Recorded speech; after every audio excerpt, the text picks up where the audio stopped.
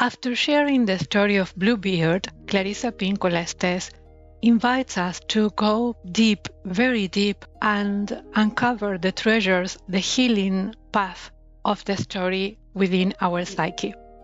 So today we are reading The Natural Predator of the Psyche. Developing a relationship with the wildish nature is an essential part of women's individuation.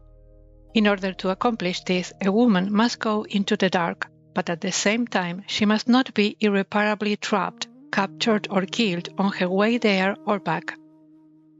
The Bluebeard story is about the captor, the dark man who inhabits all women's psyches, the innate predator. He is a specific and incontrovertible force which must be memorized and restrained.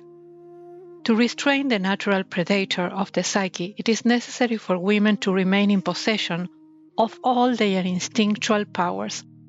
Some of these are insight, intuition, endurance, tenacious loving, keen sensing, far vision, acute hearing, thinking over the dead, intuitive healing, and tending to their own creative fires. In psychological interpretation, we call on all aspects of the fairy tale to represent the drama within a single woman's psyche. Bluebeard represents a deeply reclusive complex which lurks at the edge of all women's lives, watching, waiting for an opportunity to oppose her.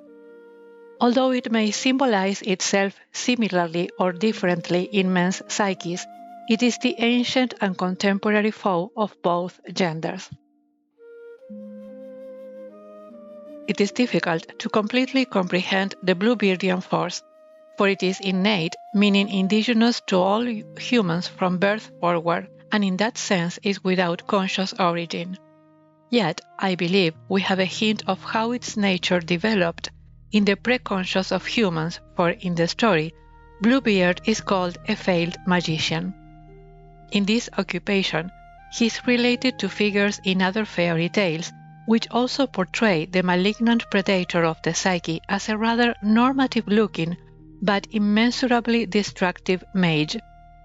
Using this description as an archetypal chart, we compare it to what we know of failed sorcery or failed spiritual power in mytho-history. The Greek Icarus flew too close to the sun, and his waxen wings melted, catapulting him to death. The Sunni myth, The Boy and the Eagle, tells of a boy who would have become a member of the Eagle Kingdom but for thinking he could break the rules of death. As he soared through the sky, his borrowed eagle coat was torn from him and he fell to his doom. In Christian myth, Lucifer claimed equality with Yahweh and was driven down to the underworld. In folklore, there are any number of sorcerers, apprentices, who foolishly dare to venture beyond their actual skill levels by attempting to contravene nature. They were punished by injury or cataclysm. As we examine these leitmotifs, we see the predators in them desire superiority and power over others. They carry a kind of psychological inflation wherein the entity wishes to be loftier than, as big as, and the equal to the ineffable, which traditionally distributes and controls the mysterious forces of nature, including the systems of life and death, and the rules of human nature and so forth. In myth and story, we find that the consequence for an entity attempting to break, bend, or alter the operating mode of the ineffable is to be chastened either by having to endure diminished ability in the world of mystery and magic, such as apprentices who are no longer allowed to practice, or lonely exile from the land of the gods, or a similar loss of grace and power through bumbling, crippling, or death.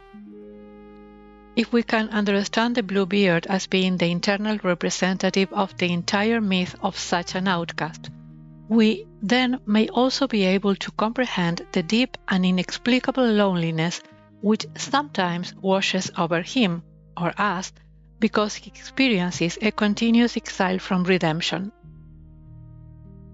The problem posed in the Bluebeard tale is that rather than empowering the light of the young feminine forces of the psyche, he is instead filled with hatred and desires to kill the lights of the psyche.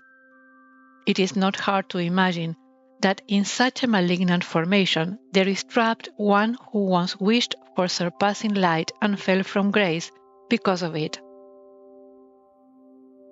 We can understand why thereafter the exiled one maintains a heartless pursuit of the light of others. We can imagine that it hopes that if it could gather enough souls to itself, it could make a blaze of light that would finally resign its darkness and repair its loneliness. In this sense, we have at the beginning of the tale a formidable being in its unredeemed aspect. Yet this fact is one of the central truths the youngest sister in the tale must acknowledge, that all women must acknowledge, that both within and without there is a force which will act in opposition to the instincts of the natural self, and that that malignant force is what it is. Though we might have mercy upon it, our first actions must be to recognize it, to protect ourselves from its devastations, and ultimately to deprive it of its murderous energy. All creatures must learn that there exist predators.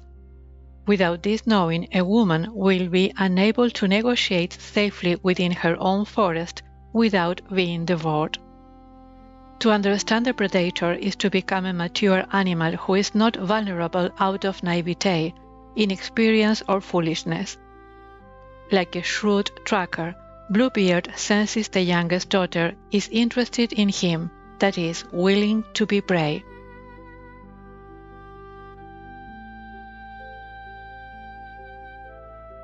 He asks for her in marriage, and in a moment of youthful exuberance, which is often a combination of folly, pleasure, happiness, and sexual intrigue, she says yes.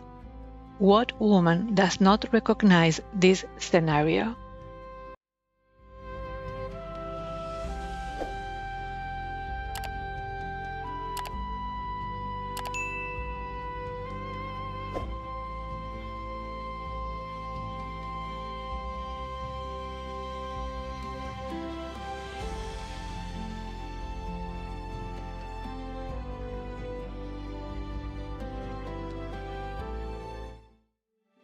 Every episode is created with holistic approach. This means that the length of the episode is calculated, let's say, is designed to give you time to reflect, to give you time and to hold the space for you to connect with your emotions. My suggestion is, after the end of the episode, you take some time to journal, to write, to feel your body, to acknowledge what happens in your inner world when you hear the story, when you listen to the story, or when you listen to some of the paragraphs of the book. That's why I'm sharing this book, because it's a book to be taken with small doses, like small sips, short sips, tiny steps, baby steps, because our healing process, our deep journey inside the desert of the wild woman must be taken seriously with respect, with love, with patience, and with a lot of compassion. Take your time, my dear.